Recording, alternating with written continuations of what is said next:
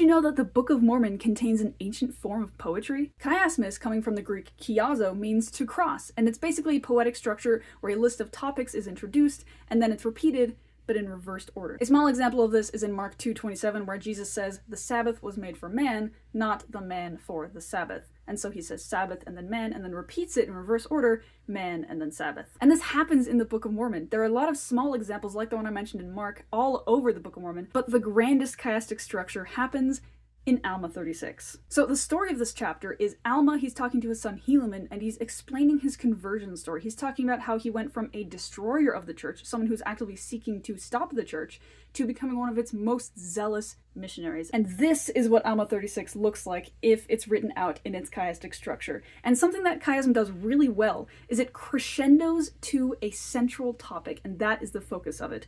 And of course, the central topic of this one is Jesus.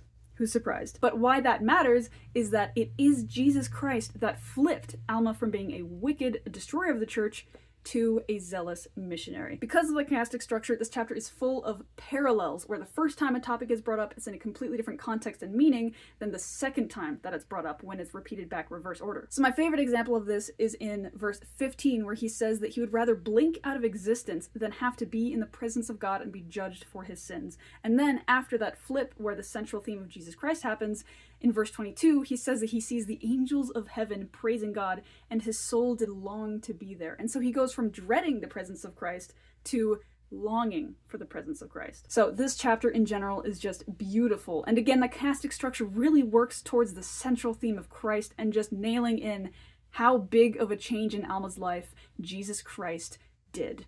Like, it was Jesus Christ that flipped him from being an awful sinner to being an amazing, zealous missionary. I actually recently read this chapter on my podcast, so if you want to go ahead and listen to my full thoughts on the chapter, you can go ahead, there's a link in my bio.